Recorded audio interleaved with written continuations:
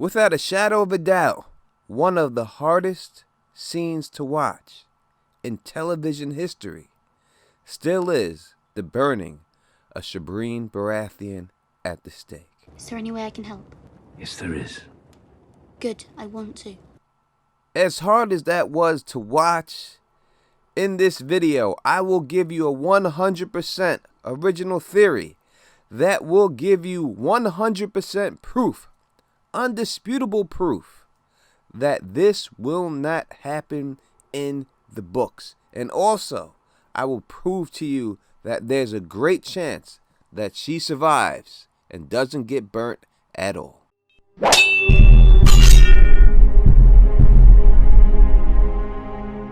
What up to all my thugs, nerds, geeks, and freaks? And if you can, hit that thumbs up for your boy so we can get this spread across the realm. If this video does hit 500 likes, I will give away 1 month of HBO Max to a subscriber who leaves a comment on this video. So make sure that you're subscribed and click that bell so you can be notified anytime I drop a new video about the Song of Ice and Fire universe. Now, as the original Stannis Baratheon bannerman, in fact, that was the first video I ever made on YouTube, was why I support Stannis Baratheon's claim to the throne.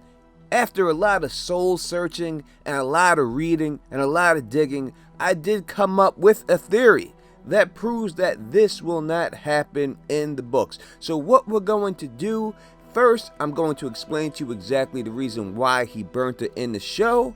Then I'm going to go into the theory of why it won't happen in the books. And in that theory, I will then tell you at the end why it's a good chance that she will not get burnt after all.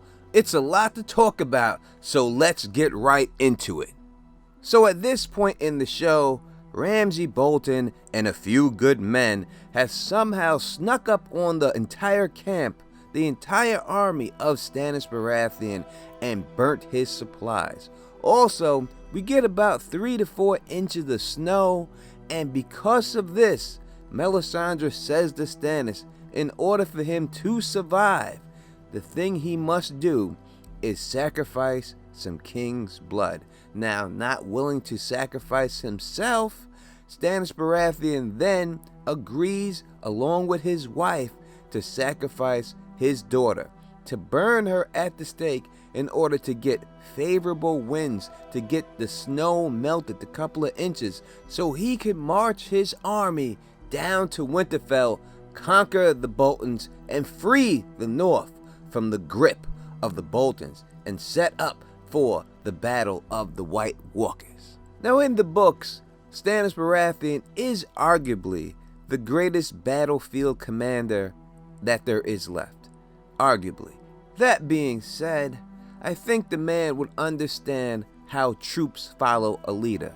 Therefore, I do believe that he would realize that if he is willing to burn his own flesh and blood, the troops would say, if you would do that to her, what would you do to me? Where's my father? I want to see my father. It will all be over soon, princess. Why would I follow you?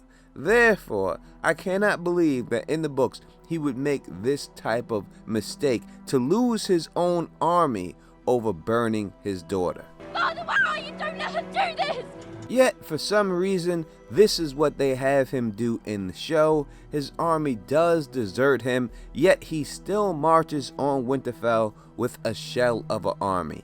After that, he is then defeated soundly by the Boltons and then killed by Brienne. So, I'm going to explain to you right now, since that's exactly how it went down the show, why that's impossible to go down like that in the books, and also why I believe Shireen Baratheon has a great chance to survive this, and that burning was just something D&D did.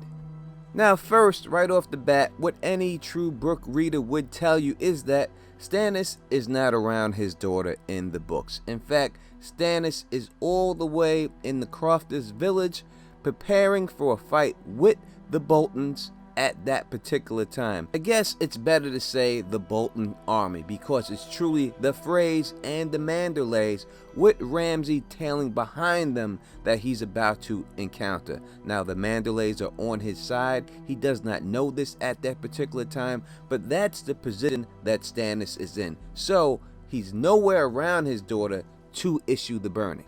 Now that does not mean she still cannot be burnt.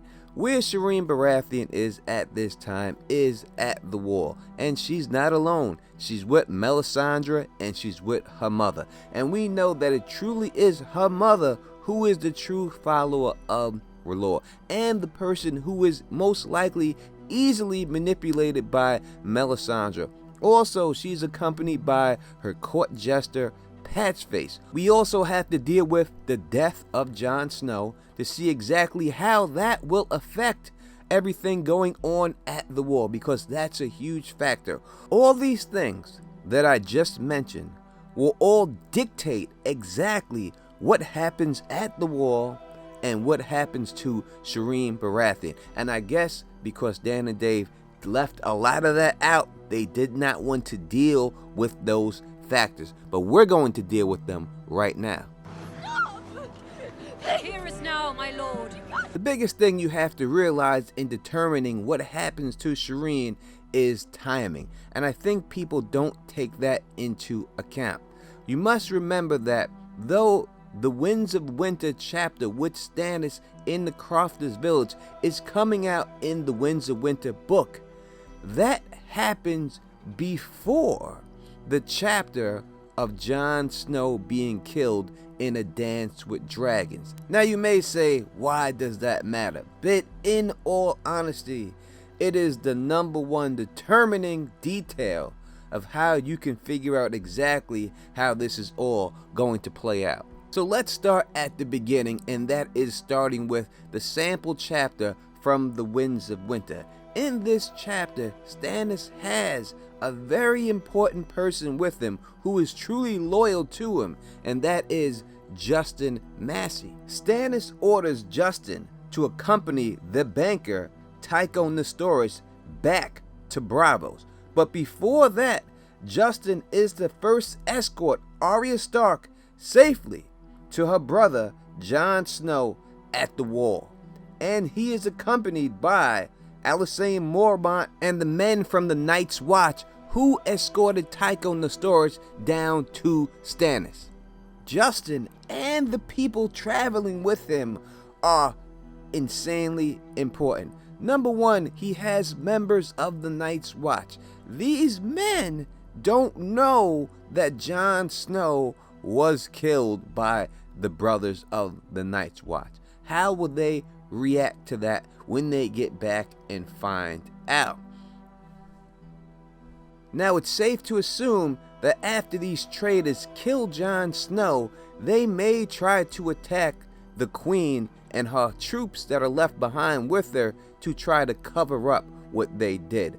I don't believe they would be successful. I think that Stannis' men that he left there for a reason, and they will be able to protect the Queen and Shireen until Justin Massey and the cavalry arrive. Now, I do believe that Jon Snow will be dead at this particular time, mad inside of Ghost's body, and I believe that he would have attacked many Night's Watch members, kind of like the Ghost of Winterfell type situation, but being Ghost of the War, killing many Night's Watch members at night, them scared to go outside, them hunting ghosts, but he will come back when Justin Massey comes up to the wall and help Justin Massey defeat the remaining Night's Watch people, the traitors, and the ones that are trying to murder the Queen, and save the day with everybody. Now, I'm not going to get into Jon Snow being resurrected.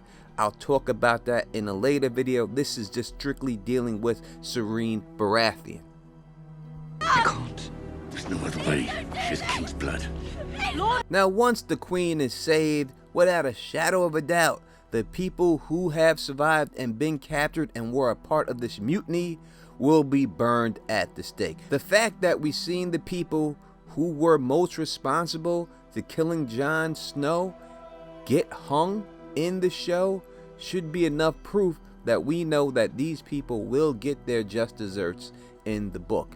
But I think it will be burning, not hanging, because that's what Melisandre does. She's at the wall. That's what the queen's going to be all about. They're not going to hang them. They're going to burn them. So the burning at the wall that we get most likely won't be Shireen, but it will be the Night's Watchman. Next is reasoning. Melisandre does not burn people for no reason. There's always a reason why she's doing it. To make the sacrifice to R'hllor to get some type of benefit. We've seen in the show the benefit was to stop the snows from falling. But at this particular time, when Justin Massey gets there, we have to also remember the pink letter has arrived already. This is what gets Jon Snow killed in the first place, because he wants to go and avenge Stannis' death. He believes that Stannis is already dead. Therefore, Melisandre will receive this letter and she will think that Stannis is dead also. So there is no reason for her to make that type of sacrifice if it's not to save Stannis. And to understand what exactly happens next, we have to go back to the Winds of Winter chapter to understand exactly what Stannis told Justin Massey before he left. And he said, "It may be that we shall lose this battle," the king said grimly. "And Braavos, you may hear that I am dead. It may even be true. You shall find my sellswords nonetheless." The king hesitated. "Your grace, if you are dead, you will avenge my death and seat my daughter on the Iron Throne, or die in the attempt."